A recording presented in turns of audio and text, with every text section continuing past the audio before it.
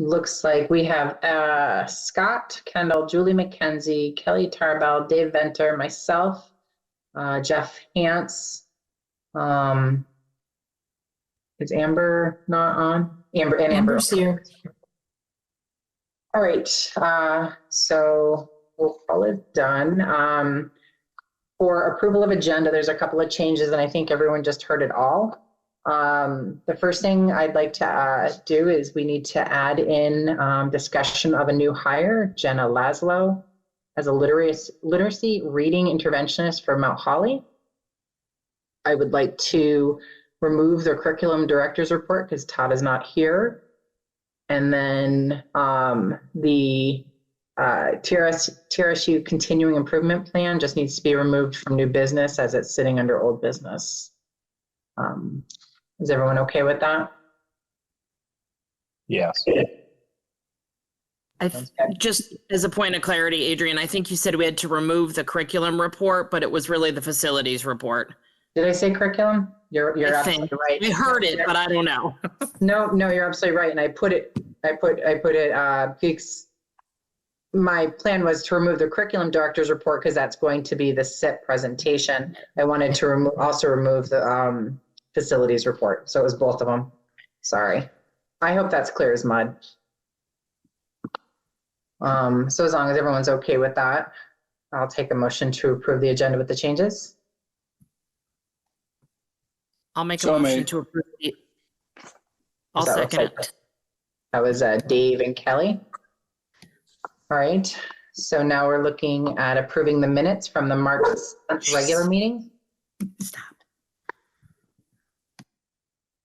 I make a motion, we approve. Okay. Dave. One second. Second. All right, Julie. All in favor?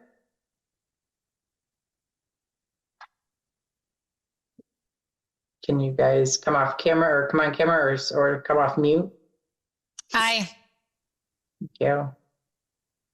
Dave said aye. Okay. Sorry, I've also got a barking dog. Aye. All right, so we'll approve the March 7th meeting minutes and then looking for a motion for March 28th. I can make a motion to approve March 28th special meeting minutes. Okay. Second. Second. Thank you. All right, all in favor? Aye. Aye. Aye. All right, no one's opposed. Aye. Thank you. All right, so meeting minutes for the special meeting on March 28th have been approved. All right, next is communications, public comment. Let's see any hands raised. I think. Nope, okay. All right, so now we're at the superintendent's report. All right. Let me pull one up. So I have a couple of things. Our climate surveys were sent out to all staff and families at the beginning of this week. We do this every year. They will remain open for responses through April 17th. We want to encourage everybody to respond. Tell us what you think about what's happening within the schools where you work and where your children go. Please don't just tell your neighbors or Facebook. It is useful for us to hear about it as well. We also shared the survey with our high school students at the beginning of the week that's given to them during one of their classes at the beginning. And we have had over 180 students respond. Basically 2/3 of the students have responded so far, which is very nice. We don't have quite that level from families or staff yet, although a number of them have responded as well. Also, contracts went out to all our teachers. We usually do that right around the beginning of April. We ask that they are signed and returned within 2 weeks. In this case, by the end of, by April 15th, so after our break. Otherwise, we post positions. A number of them have signed them electronically and returned them already. I know I have a stack sitting on my desk waiting for me to sign them, which I'll do tomorrow when I'm back in the office. With the weather that we had causing our cancellation for the day, the DC trip for middle school was supposed to leave this morning, and that departure was postponed until quite early tomorrow morning. And that means that they're due to come back on Monday. They're going to stay a little later than they would have on Monday to try to make up for some of that time. Let's see. I shared this at the Ludlow Mount Holly meeting. I'll share it here as well. Governor Scott has announced the appointment of Zoe Saunders as the Secretary of Education. That still needs to be formally approved by the Senate. She has a bachelor's from Harvard, a master's of education from Vanderbilt, has worked as a fundraiser for healthcare organizations, and then the bulk of her time involved with education was working for the National Charter School Network, and then as chief education officer in Fort Lauderdale. You can find information about her on the Vermont School Board Association website. They're members of the VSBA, the VSA, the Vermont Superintendent Association, the Vermont Principal Association, had been hoping for somebody who had significant public school experience, which she does not have, although she's got a very impressive resume. The VSBA does invite people to look at her resume, which you can find on the Vermont School Board Association webpage. And if you wanted to comment on that, they also have a list of legislators so that people can share their thoughts. Last week, the House Ways and Means Committee and the House Education Committee held a joint hearing focused on all of the increased education spending statewide. They've received updates from the Joint Fiscal Office and the Agency of Education, and the committees have been discussing what they see as two questions. What is the problem that they're trying to solve specifically, and what tools do they have to solve the problem? You can view videos of the joint hearing through links that are available on the VSBA. And today, during several hours of the Vermont Superintendents Association meeting that was going to be in South Burlington was done remotely instead. Several members from the various House committees were there speaking. They all conveyed their awareness of and concern about the difficulties with increased education spending and the procedure for the new funding formula being put into place. And they are asking for suggestions from people about the best ways to go about addressing correction of any of those problems. The other couple of things on the VSBA, there is a webinar that will be happening next week on April 11th from noon to 1 about school construction. And there's some things that have been in the news around the continuing work to get some construction aid back to our schools. Again, that's information about registering for that is on the VSBA webpage. And on both, there's a new board member forum that the VSBA runs on April 16th at 7 o'clock. You can register for that. And then they're doing an additional new board member academy of 2 meetings happening in May, on May 6th and May 15th. If you are a relatively new board member, even if you've been on for a little while, it is something that they can encourage people to attend.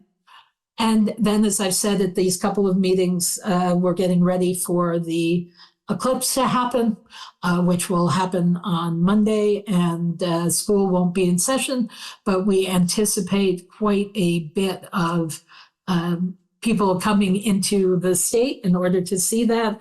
And the NVPR has information for people with resources for viewing it. If you're interested, you can go to their web pages. And that's what I have for you.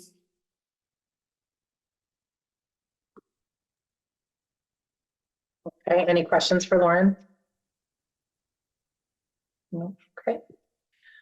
So we're gonna We're not going to do the facilities report. We're not doing director's report, curriculum director's report. So we're up to financial update. Be brief so you don't have to listen to me for too long. So the March financials are in the folder, and there's really nothing of significance to.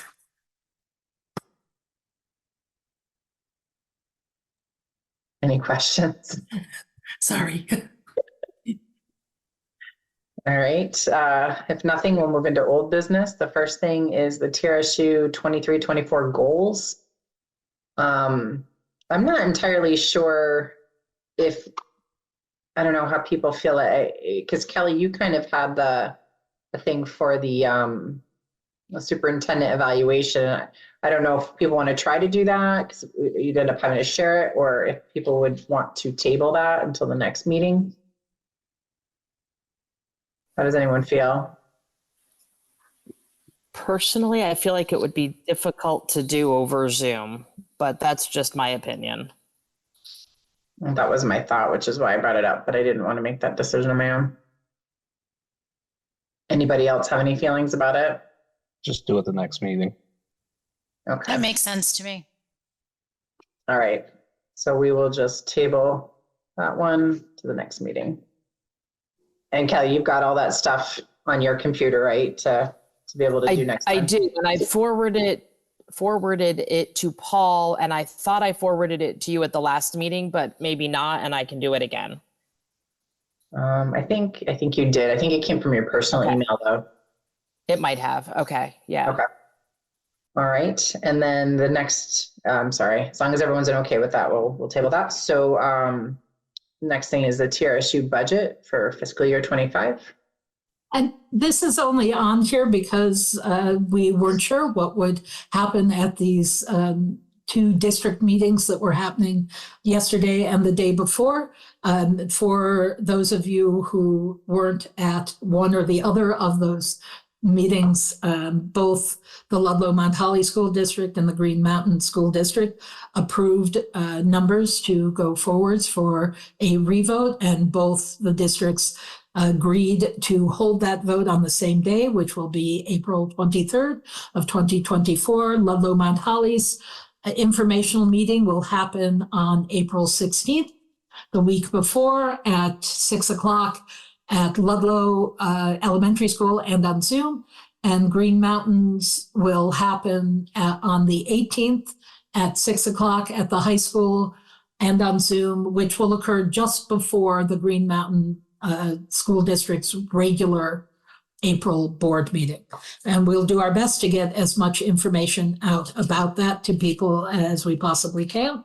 We are not alone in scheduling revotes and trying to move forwards with this. And I know there have been a couple that have happened already, and we're hopeful that we will be able to have the budget passed and able to move forwards. So I'm sorry, Kelly. That's okay. I was just going to ask Lauren, do you have very briefly the numbers of Green Mountain, their percentage increase and final number, just out of curiosity? 17,007,468. That was from my memory, Cheryl. Is that correct? It's correct. And I believe, and I'm going to miss this one, it was a 7.39. I didn't write that Brain down. is still more or less there, percent increase over last year. And that was a roughly 2.9, I think, reduction, 2.7 something reduction from May 5th. I can't see that one, so, but. Lauren, I was going to ask, you said some other budgets have already gone up for revote. Yeah. Did they pass? I am aware. I'm aware of one that has passed. I am not aware of whether others have passed or failed. Okay. All right. Right. Anything else from anyone in regards to the budget? No. Okay. We're going to move on. So our next order of business is the SIP presentation. Okay, that's me. I just wanted to call to everyone's attention that in the on the TRSU website, if you go and click on the curriculum link, that takes you to a live folder, and that includes the continuous improvement plan. So that is actually the PDF of the 12-page document that we will be submitting to the state. So I'm hoping that we are hoping that you have reviewed it. And this is a presentation to just kind of goes over the gist of what is in that document. And of course, you can always refer to that to get a more extensive overview of the process that I went over in March. So just so you're aware, this is part of a process that the state asks all school districts and SUs to go through. This is a snapshot from the education quality standards that the school board shall approve the plan.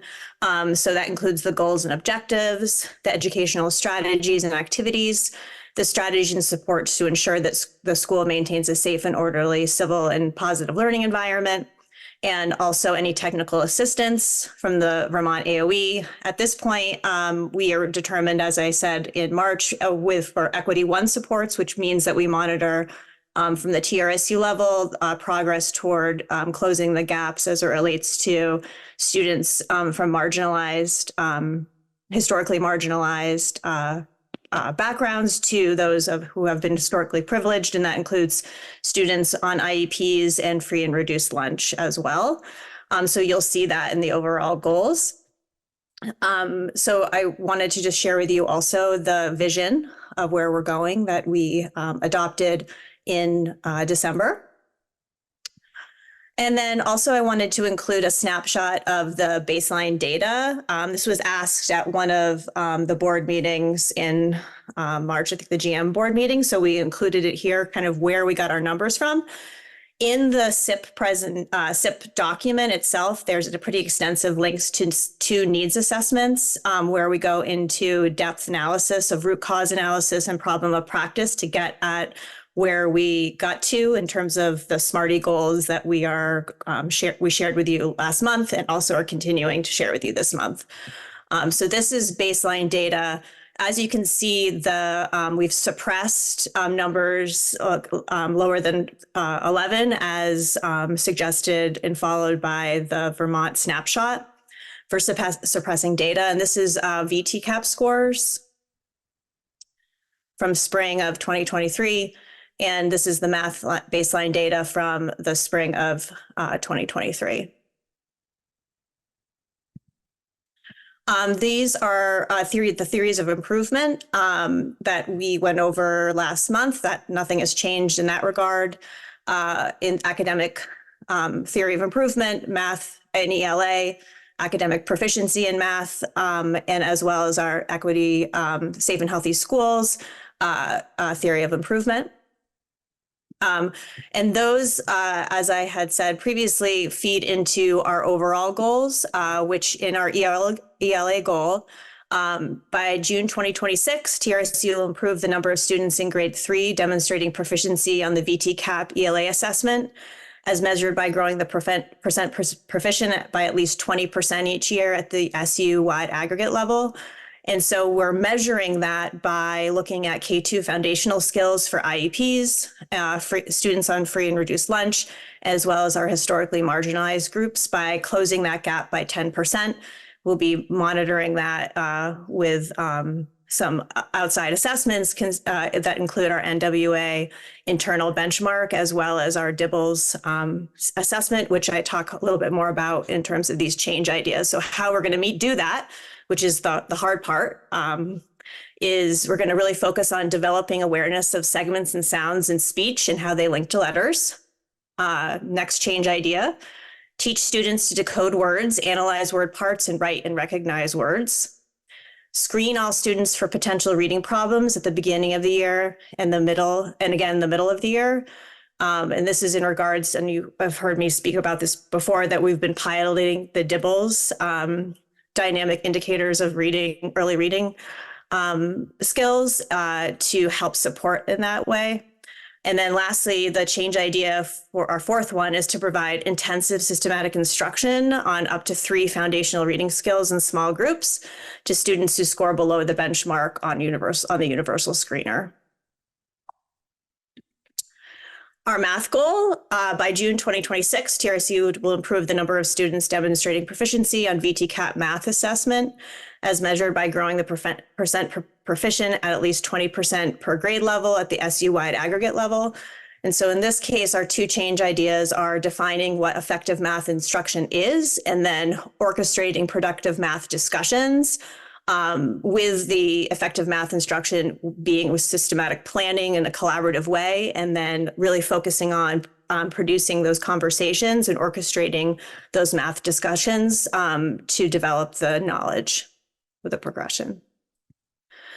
And lastly, our Safe and Healthy Schools is focused on that snapshot tool in closing the academic proficiency for historically marginalized and historically privileged students by a measure of rating the exceeding on the Vermont Agency snapshot within relation to the equity index growth score.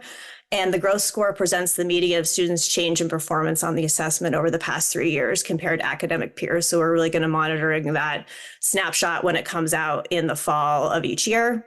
In addition, we're going to look at the climate survey data, which Lauren was just sharing, that will indicate, sorry, that's my screen, will indicate growth in questions related to diversity, equity, inclusion, and belonging, and beliefs about students. So the 3 change ideas there are piloting, adopting a universal social emotional learning screener, modifying the classroom learning environment to be more inclusive of diversity of all learners, and teach and reinforce new skills to increase appropriate behavior and preserve a positive classroom environment.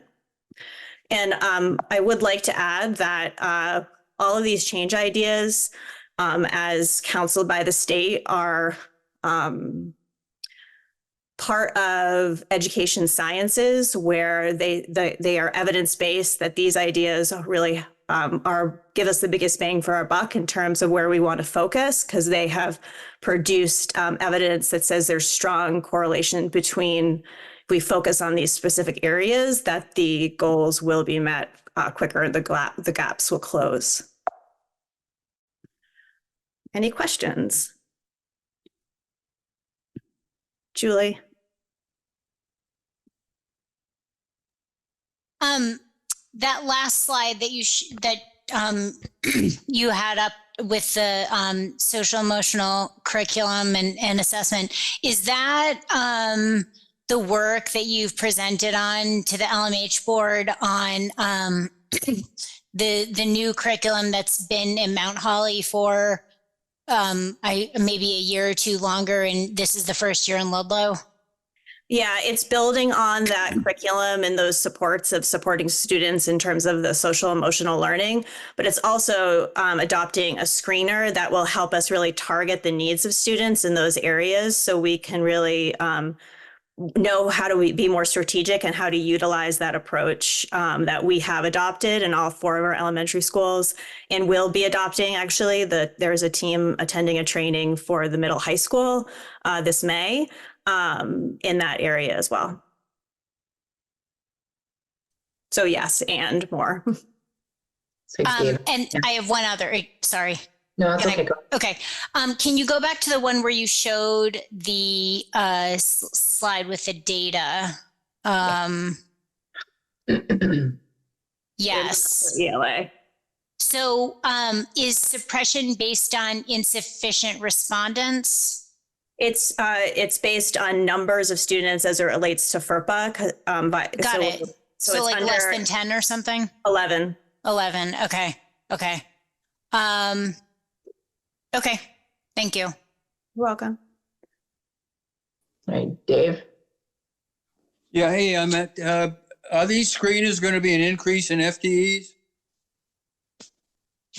Are the screeners going to be an increase in FTEs? Is that what you asked? Yeah. Not precisely. No, the screeners are just assessments that help us inform currently where a student is, so we can help assess and monitor students and the instruction that we are providing for students in the classroom environment. A screener is a process. It is like an assessment. It's not a person. Oh, okay. It looks to me in the plan, it looked like it was a people. Yeah, no. And okay, and what's the other one I had?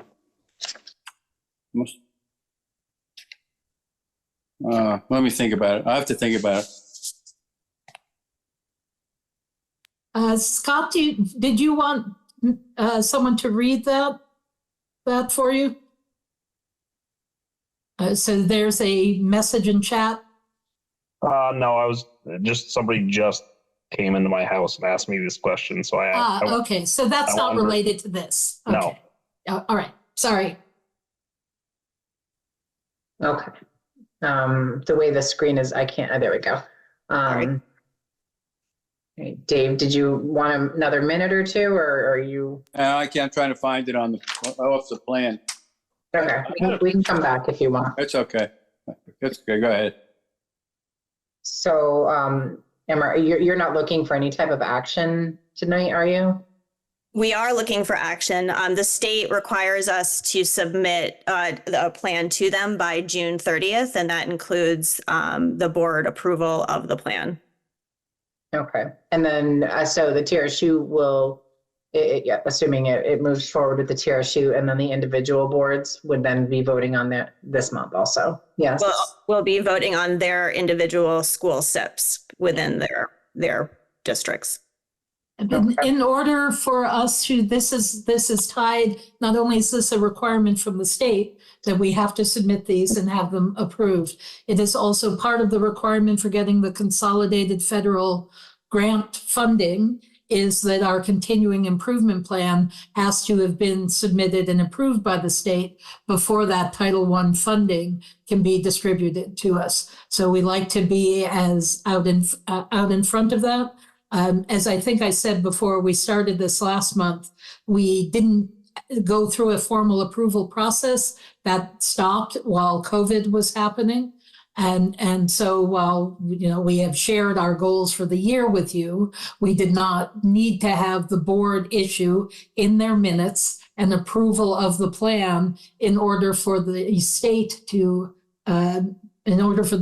go forward and approve it. That is now a requirement. It used to be in the past. It is now a requirement again. So we presented last month for everybody to get an overall idea, ask some questions, and our hope is that you'll be prepared to approve it. All right. I think the only question I had, and it was just something that I was mulling over in regards to the GM presentation, but I guess I can ask now.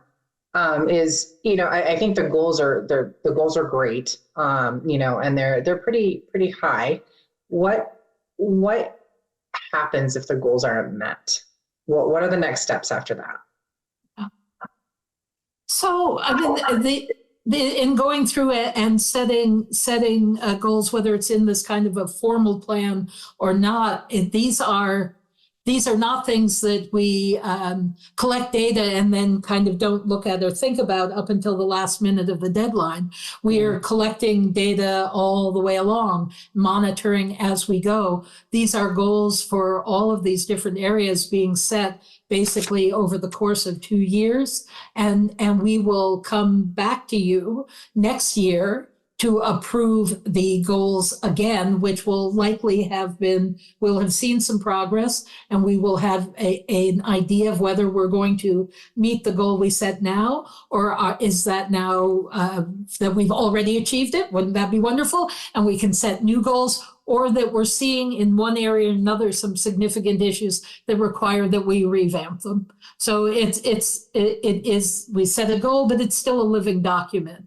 Okay. So, and people like to talk about accountability, that if we set goals, we don't meet them, we're looking for what is getting in the way of meeting them and trying to figure out how to assess it so that we can make changes to it.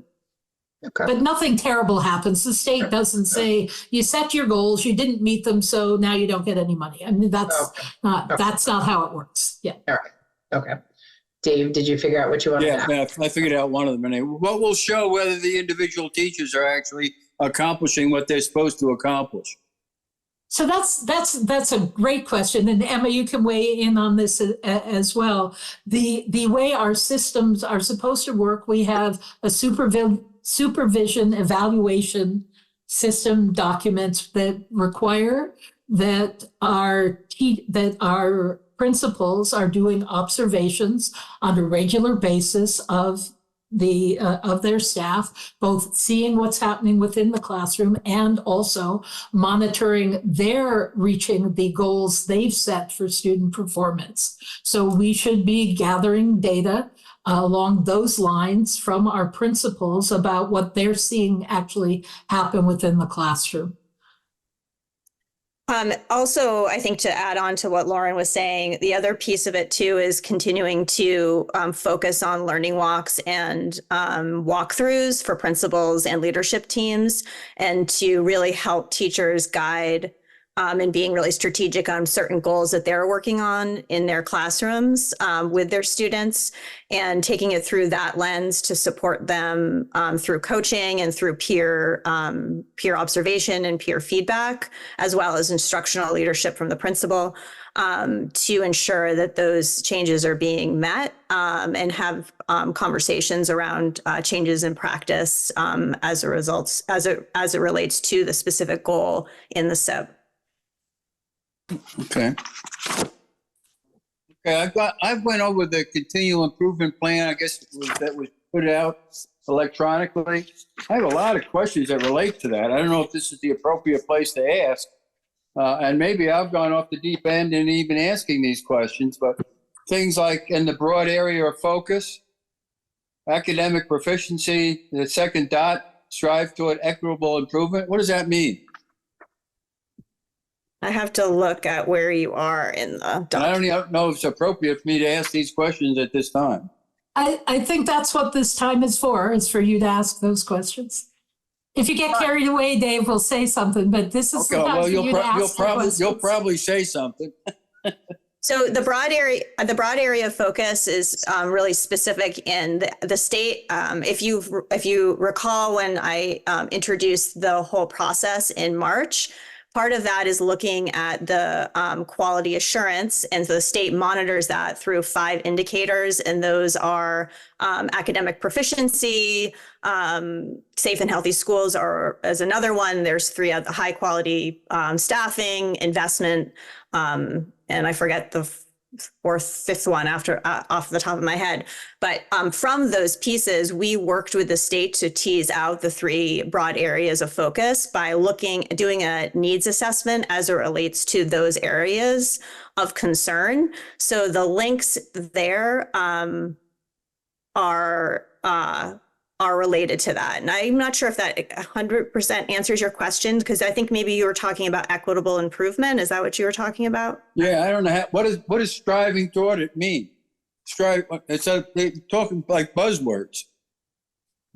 I can understand that. Strive towards equitable improvement, that we're going to look at a relentless focus on evidence and using data to ensure that student outcomes in those most marginalized communities are making improvements.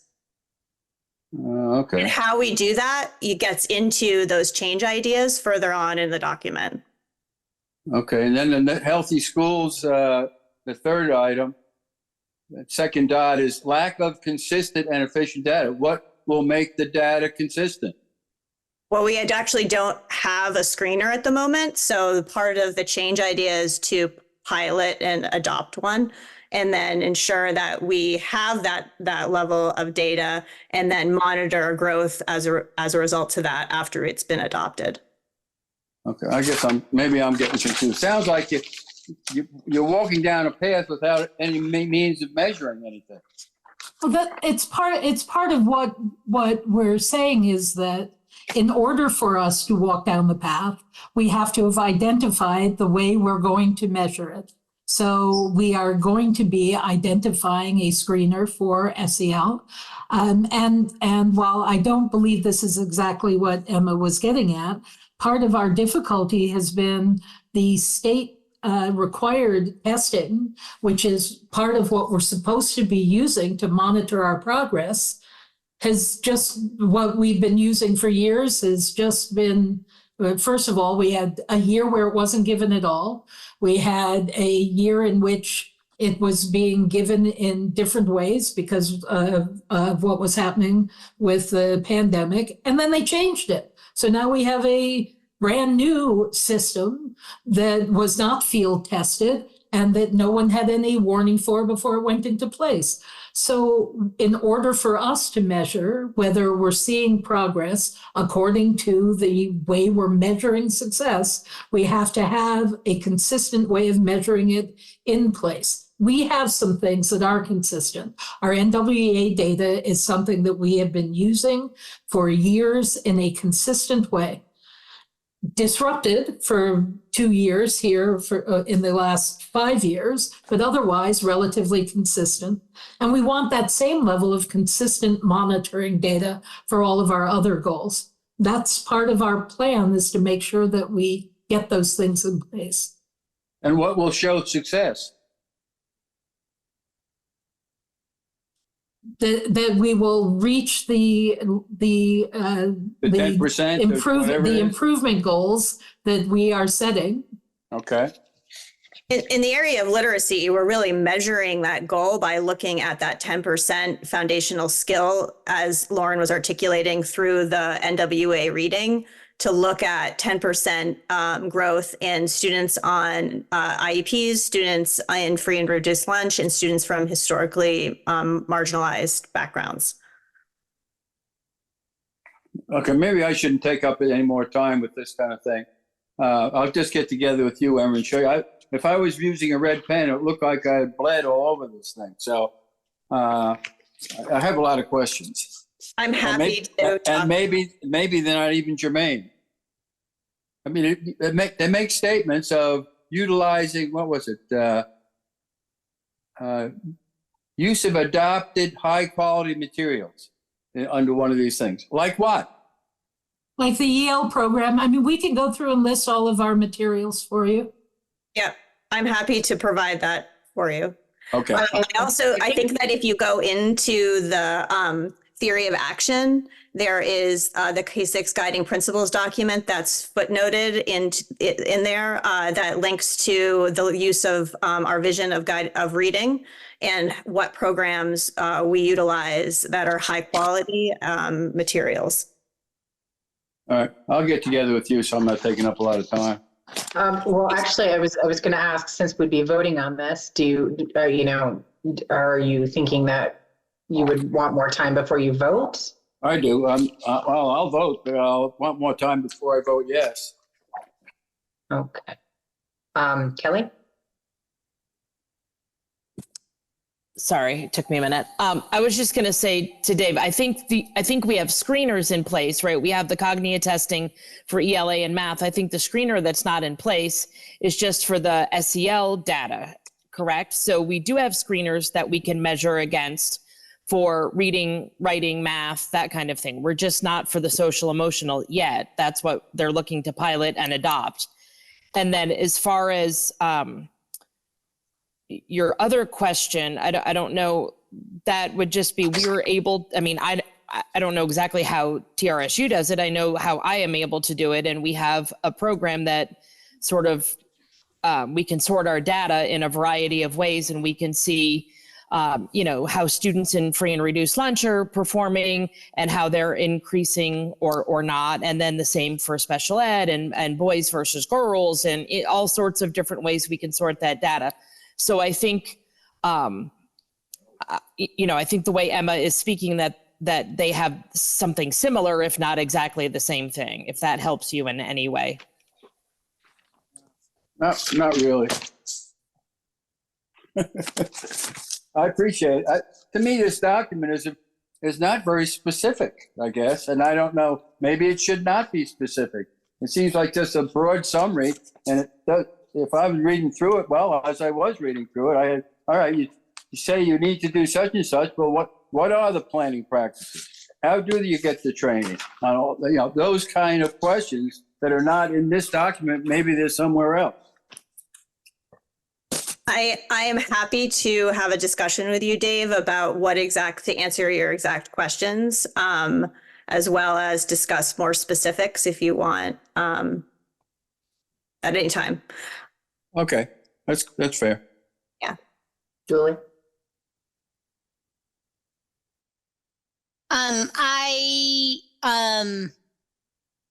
Speaking for myself, I do feel ready to vote on this tonight. I don't know if we intend to, but I feel like I always say I'm not an educator. Those aren't my professional credentials. But I have been given through the materials online and through the presentations, not only this month and last month, but really every time we receive a curriculum report, to feel confident in the expertise of the curriculum team here. And so I have full confidence in this work and these ambitious plans. And I really appreciate the excellence on behalf of our students. So if that's a question, I would be comfortable taking a vote tonight. How does everybody else feel about taking a vote tonight? Scott? Yes, no? But yeah, I guess. I mean, I'm kind of in between myself when we're talking about holding staff accountable for how much proficiency or what percentage we're going to get. Is that also going to be aides and special educators are going to be part of that testing, or is it just the teachers? Well, our teachers are the ones who provide instruction. So we hold our other staff under evaluations accountable for doing what their job is. But our support staff job is to help students access the instruction that the teachers are providing.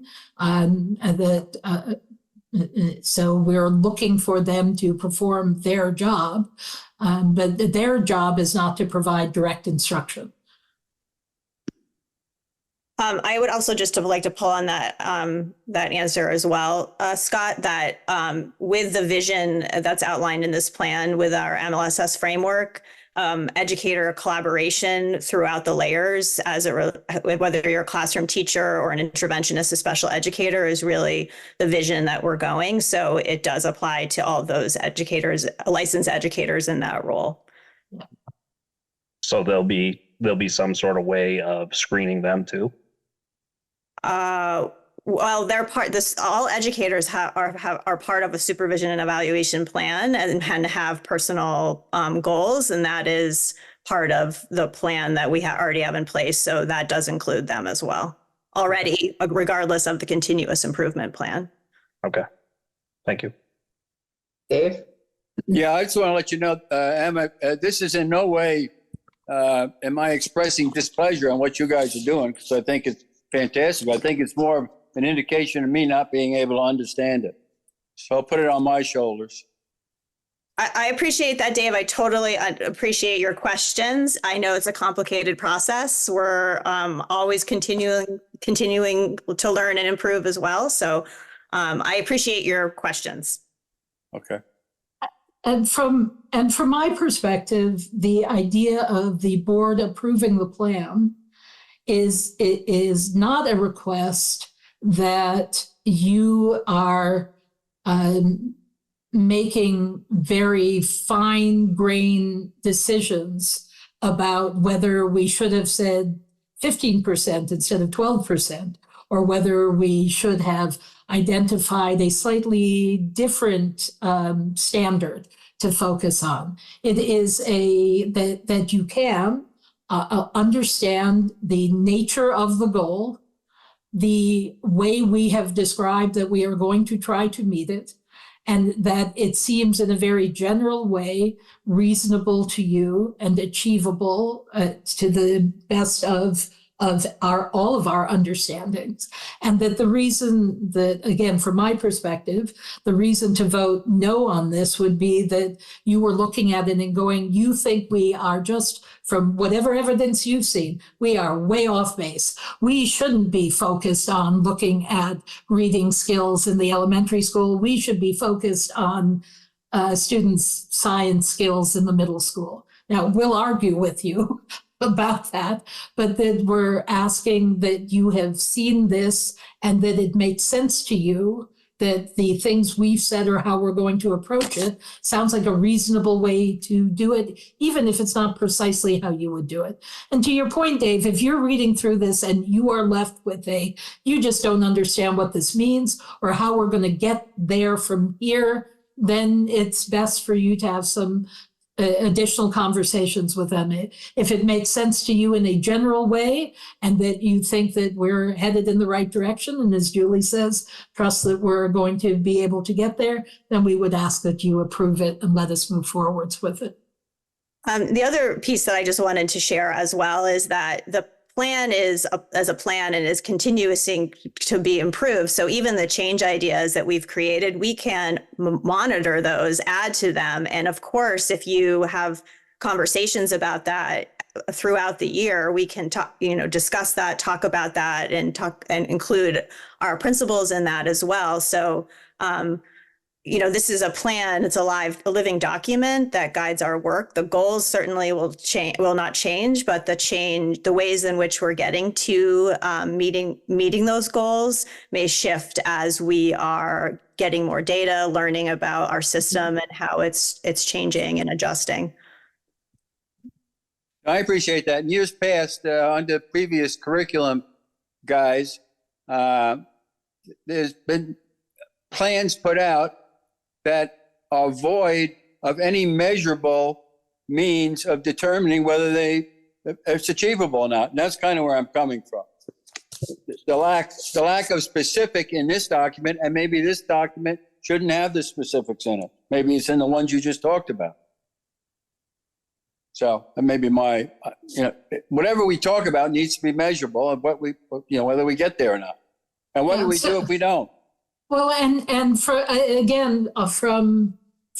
our perspective on it, we have given a specific number that we expect to see a percentage of our students scoring in a different way than they are scoring now, based on the assessments that we have in place. The assessments that we have in place are identified within that document, and that overall goal that says our goal is, and I apparently I've pushed it out of my head by remembering the budget number from last night. So we set a goal of, it is 20%? 10% each. Not 20% growth as it relates to but the measure that we're looking at is through 10%. Now, what happens if we don't get there? Yes. I think that's the question, like that we're monitoring as we're getting there, changing and adapting to meet that goal. It's the same philosophy in the classroom. If you are monitoring student progress and the student is achieving, we're not going to continue to keep doing the same thing over and over. We're going to adjust what we're doing in order to meet the goal. Okay. So we put this in place. We say we expect to see over the course of 2 years this 20% growth. So 6 months into it, we are taking data measurements. And if we're seeing that not only is there no growth, we're heading south, we're going to adjust the instruction that we are providing in order to try to correct that trend. So, and don't hold me to the 6 month numbers, but we're going to be looking at it as we go along. And if we see data that says this thing we've put in place, which is our new curriculum and some new instructional approaches, seems to be that we are seeing improvement, which we have seen in some of, we put the EL into place at the beginning of last year, and we are seeing some growth in some of our grades, which is part of the data that leads us to believe that these goals are achievable goals. because we've already started to see some improvement along those lines. So when you say what happens if we don't achieve it, well, that shouldn't be a surprise to us, because we're not going to ignore what's happening until we get to the end of 2 years.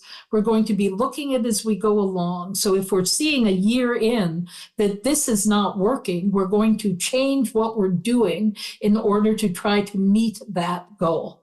And that's that the idea here is not some sort of a, trick that if we haven't done it, then we fire everybody. We're trying to, as we go along, make the adjustments. The goal here is for students to improve.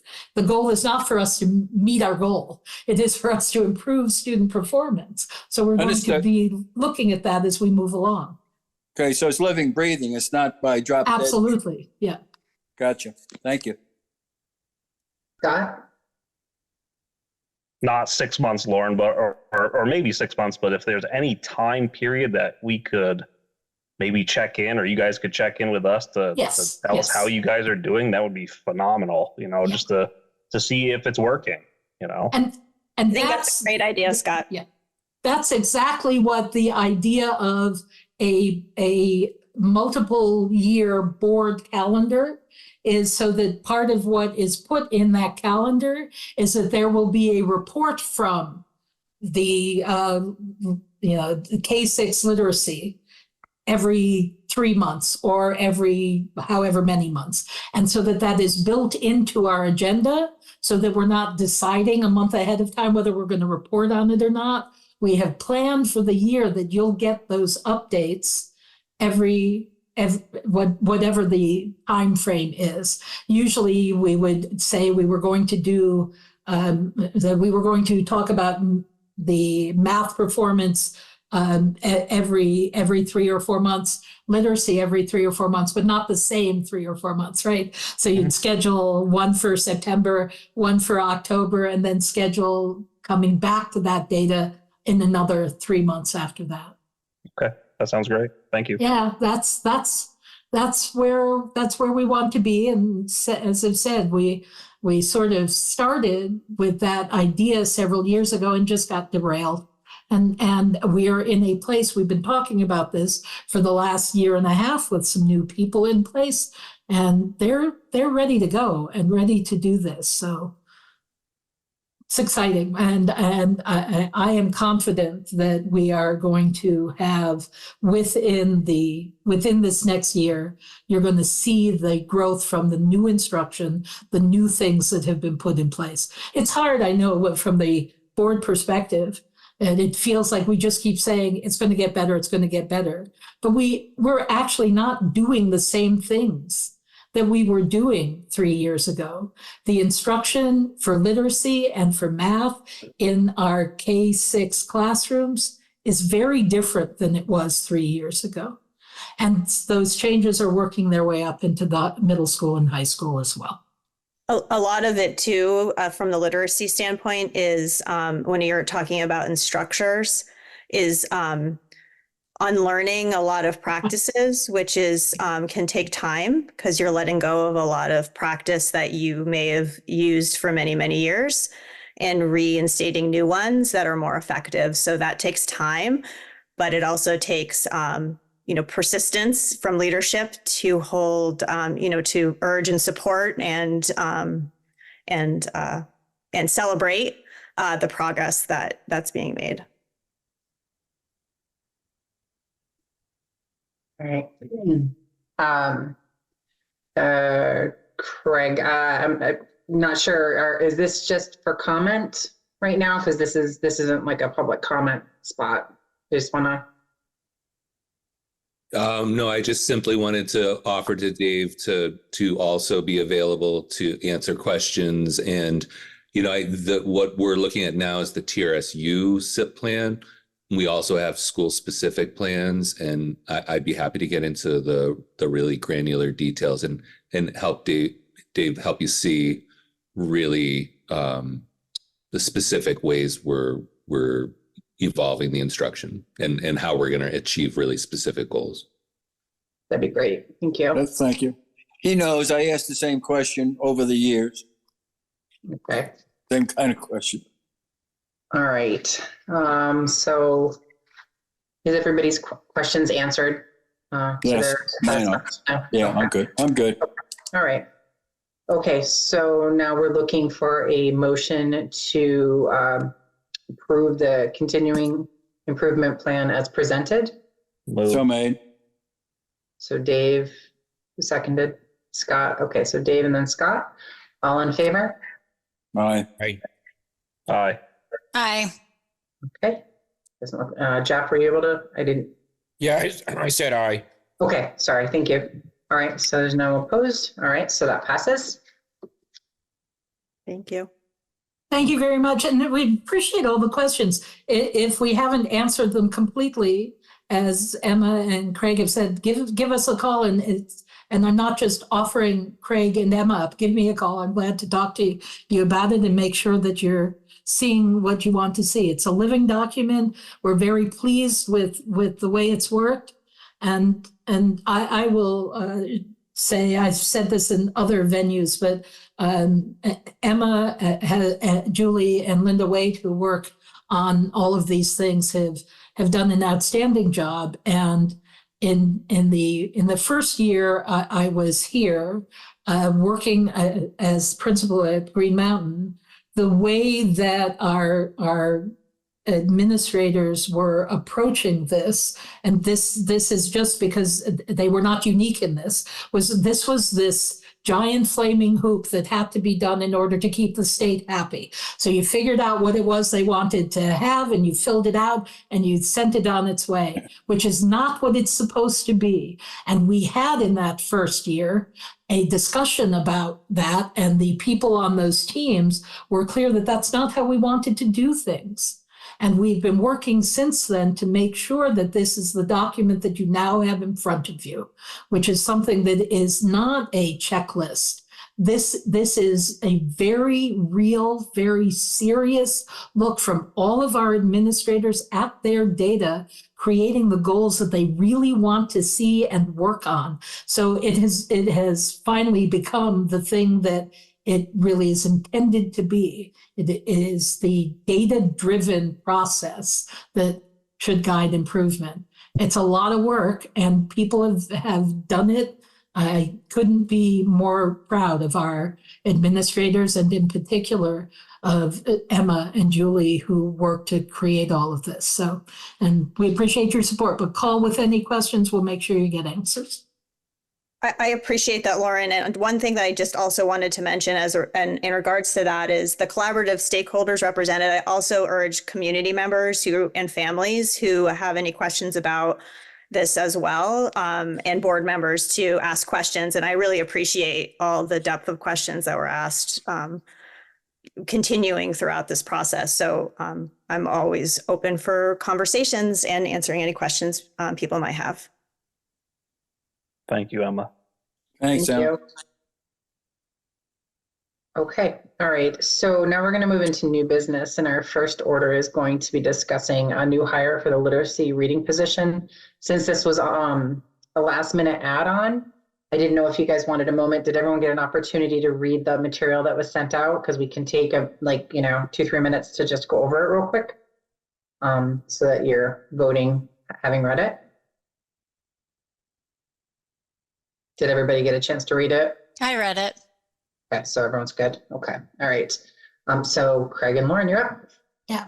So I'm going to turn this over to Craig very quickly, but as you can see from the materials you received, Jenna Laszlo has been the preschool person at Mount Holly for a while. She's outstanding in that role.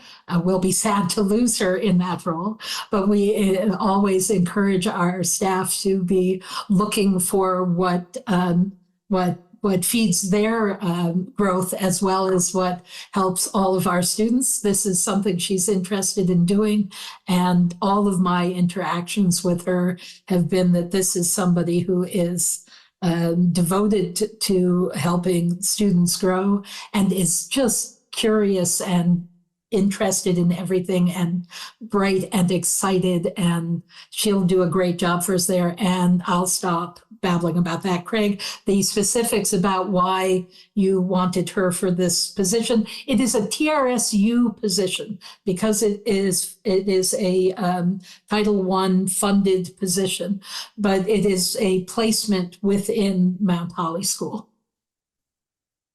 Yeah, just building on some of the things that Lauren just highlighted, Jenna's been an exemplary leader. She is constantly striving for excellence. The data that we have about the readiness that our preschoolers have entering into kindergarten is really exceptional, and it's really due to her leadership. She's not only the preschool teacher, but she's the director of that program. And she's constantly engaged in training in both math and literacy. She has a particular passion for literacy. And she's been a leader in our data teams process. She is unafraid of tackling really thorny issues when students aren't making the progress, kind of apropos to the discussion we've just been having.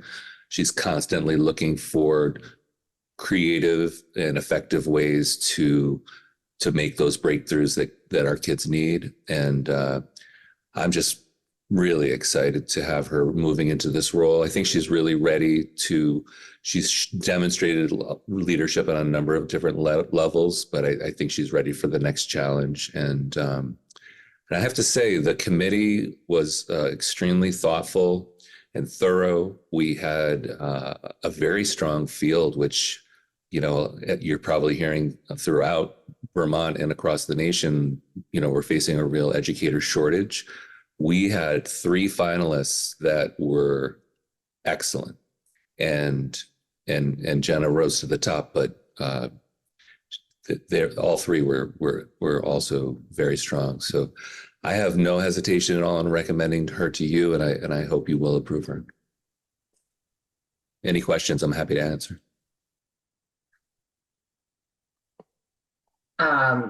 So Jeff did not get the information sent to him, so I just sent it to him real quick. So he's just I'm looking sorry. over. Okay. So does anybody? Oh, sorry, Dave. Go ahead. No, I was going to make a motion. We hire Jenna. All right. Jeff, do you just want a few minutes to read over it real quick? I'm sorry about that, Jeff. I thought I had sent it to both our alternates as well. I must have Maybe left you you off did, the and list. You may have, and I just didn't see it. I just went through it. I'm good, Adrian. Okay. All right. All right, Dave. So do you want to make your motion then? I make a motion. We hire Jenna as the literacy teacher. Second. Okay. So we have a motion to accept the recommendation and hire Jenna Laszlo as the literacy reading interventionalist. She'll be at Mount Holly, but it'll be a TRSU position. All in favor? Aye. Aye. Okay, so no one's opposed. So Jenna is hired. Great. Thank you very much. And Craig, you want to make sure we post for the preschool position. Yep. Thank you all. I appreciate it. Okay. So next up, we have 2 first reads. Did everybody have an opportunity to look those over?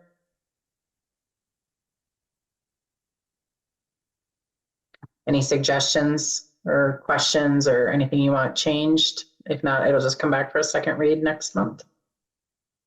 Good. Okay. All right. So E1 and G11 are being put forth for a second read. Next up is board reorganization. So if you're looking at your agenda, it's kind of down towards the bottom. So the first thing, sorry, I just want to get this so I can write it down. The first thing we have is to nominate a board vice chair. If it's acceptable, I'd like to make a nomination. I don't know if I can as the chair though, but I'd like to nominate Kelly Tarbow. I think she's just got a wealth of information and experience in this role, so I think she'd be great. Second. Right. So all in favor? Aye. All right. Aye. Okay. So Kathy Tarbell is the vice chair. Thank you. I think. Okay, now we're looking for a nomination of the board clerk. And that would be the responsibility if Amber's not available to take notes. And I don't think other than it's just minutes, right? And occasionally a signature, is that correct? Well, there for the Here's Sue. for the sometimes for the board, for the town clerk and the district clerk that is elected at your annual meeting, there are other roles. But for the board clerk, it's really doesn't come up very much. So this is a pretty straightforward. You might be asked to do something once a year, maybe. I think I was asked to record the time a meeting started and ended once when I did it. Yeah. Anybody? Julie. All right. So Julie has volunteered, and everyone okay with that? Since there's no one's made a okay. All right, Julie. All right. Next is to adopt the code of ethics agreement. I don't know if that's something that can be put up. We normally have it at the board meeting to look at. I may have an electronic copy of it somewhere if you want to table that till we're all in the room again, because we'd like everybody to sign it when you're adopting it. So. Okay, I think that's good. Everyone Don't we already do this? Don't we already do this for our individual districts? I was just about to say you have all also already all agreed to it for your individual districts. So it is not a particularly urgent thing to get to.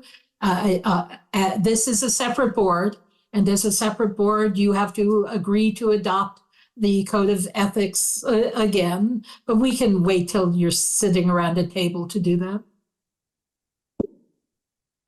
Okay, everyone okay with tabling it to the next meeting? Okay. All right. Next is board meeting and rules. So setting the meeting date, time, and venue. I would suggest we continue on with what we're doing. Okay. So that is what, the first Thursday of every month, and then alternating venues. Is it even? Remind me what it is. Even as Ludlow, or is it? Yeah, right. So this one has not followed it to the same level of precision. Ludlow Mount Holly does Ludlow on even months and Mount Holly on odd months. TRSU alternates between Ludlow and Cavendish, but that has been, if we missed a month, we would just go to the next thing. We haven't done it with odd even months, so we. Okay. That's fine. I'm not going to change anything. It's everyone. So we'll just alternate venues and keep it loose. And also allow for Zoom participation. All right. Everyone in agreement with that? Okay. So we'll just continue to have our meetings on the first Thursday of every month, alternating venues and on Zoom. Adoption of Robert's Rules of Order for small boards. Make a motion to accept it. I'll second. All right. That means you don't have to have a second, right? Exactly. All right. So is everyone okay with that? So in Green Mountain, we didn't adopt small boards so that there was seconds. Does this board want to go without seconds? Is that okay? Or do you want to continue? That's really the only big change. Paul always, this board adopted the rules for small boards and requested that you have a second anyway. You weren't required to have one. He used to ask for it. You can adopt the rules for small boards and continue to ask for a second, or decide not to. What is everybody's pleasure? Small boards is fine with me. Same. Do you want to continue to have request a second? Sure. Okay.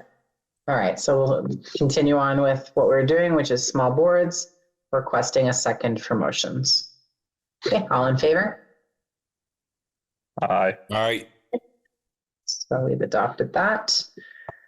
Board appointments. Is anyone interested in being a warrant signer?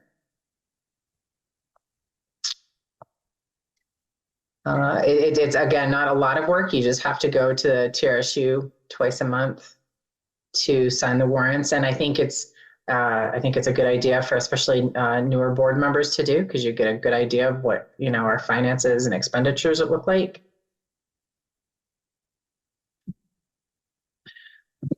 I'll do it. Thank you, Adrian. But it is good to have like a backup, just, I'll be your backup. Thank you. Thank you, Scott. Okay, and then appoint a recording secretary. So that would be, I'm just going to ask that we reappoint Amber. Everybody in agreement? Agreed. Okay. All right. So Amber will be our recording secretary. And then committee assignments. There, I actually don't have that. Like we do at Green Mountain, there really isn't any extra committees at this point, is there? No, there isn't anything that would be a committee for the TRSU.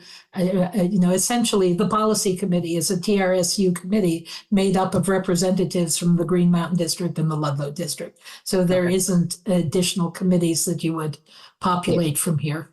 Perfect. Makes it easy. It seems like we deliberate on business as a committee of the whole, like for finance and curriculum yeah. In the past, Lauren, has there been any committees that have come up or any subcommittees like for particular things like the smaller boards do, the individual boards? I'm sure that there have been at some point, but I don't, in the last 4 years, I don't believe we had any. Cheryl, do you know? I can't think of any. Yeah. Oh, all right. And then the last two is bank selection. Community bank. What is that? Community bank. Community bank. Is everybody okay with staying with community bank? Okay. Thank you. And then newspaper of record. Continuing. The Vermont Journal. Chester Telegraph, do they do this one also? They're part of that too, right? I actually don't remember. Have they sent something for the TRSU, or is it just Green Mountain? They post it online all the time. I was gonna say, I've seen them posting it. But that's different from the paper of record. Yeah. Okay. I mean, we advertise and we give them our agendas and stuff. I don't believe that they have put in a request to be the TRSU paper of record. And they do give us a request every year to do that for Green Mountain. Amber, I mean, I'm fine with us having them as the paper of record, but I can't remember whether they made a request for it. Amber, Amber seems to have the answer. According to the minutes last year, the Vermont Journal and the Chester Telegraph were named as newspapers of record for this board. Okay. We'll continue. Then with we that. recommend doing that again. Okay. All right. Any objections? No. Okay. So Vermont Journal and Chester Telegraph. All right. Any questions, or we're good with everything? Great. See, we did not approve any policies at this meeting. We are coming up against another public comment. I don't see any hands. Okay. So now we are going to look to go into executive session. And I can go ahead and make that motion. I make a motion to find that premature general public knowledge of discussions regarding contracts would place the board at a substantial disadvantage because the board risks disclosing negotiation strategies for the contract terms if discussed in open session. Second. All in favor? Aye. Okay, all right, we are now entering into executive session. You need part 2 of that. I need part 2. Oh, sorry. Okay, Thank so you. motion to enter executive session to discuss contracts for the principals and other non-bargaining unit employees under the provisions of Title 1 VSA 313A1A, inviting Ms. Fearman and Ms. Hammond. Second. All in favor? Aye. Now we're entering into executive session at 7:15. All right. Everybody back in? I think we've got them all. Yep. Okay, all right. So we, the TRSU board, are going to make a motion to approve a salary increase of 4.75 for all TRSU non-bargaining unit employees. I have a second? Second. All right, all in favor? All right. Aye. Opposed? Okay, so we're gonna do that through roll call. So I'm just gonna go in the order that I see you on the screen. So Julie, Yes. Kelly, No. Scott, Yes. Dave, Yes. Jeff, Yes. okay. So I have that as 3 yeses, 2 nos. Okay, No. did I count wrong? There's only one no. Only 1 no. I'm sorry. Wrote that down wrong. Thank you for catching that. So 1, 2, 3, 4 yeses, 1 no. Thank you. All right, so the motion to approve a salary increase of 4.75 for all for all TRSU non-bargaining unit employees passes. All right, and then the second motion is that the TRSU will not offer annuities for any TRSU non-bargaining unit employee contracts beginning July 1st, 2024. All right, all in favor? All right. Aye. Opposed? No.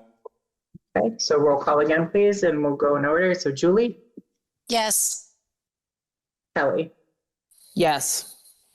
Scott, Yes. Dave, No. Jeff. Yes. Okay, so we again have a 4 yeses, 1 no, so that also passes. Okay, thank you for that. All right, next on our agenda, let's here. All right, is to set the next meeting date and agenda. So I have it as May 2nd, 2024 at 6 p.m. in Ludlow. Didn't we just have one in Ludlow? Now, this one would have been in Cavendish. This one would have been in Cavendish? Yeah. So Okay, all right, so we're back to Ludlow. we can either go to Ludlow or you can make the next one be in Cavendish, however you want to do it. Does anybody care? So May 2nd, 2024 at 6 p.m. In Ludlow Elementary School and on Zoom. Okay, board evaluation. So board members were given and had read agenda and background materials prior to the meeting. Yeah. Yes. Great. Yes. Okay.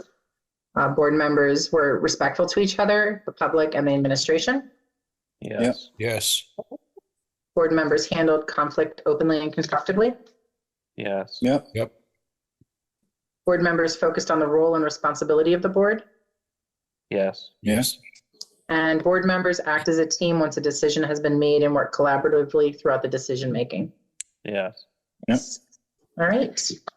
So now we are at adjournment. Motion to adjourn. Second. Meeting is adjourned at 8:18 p.m. Have a good night.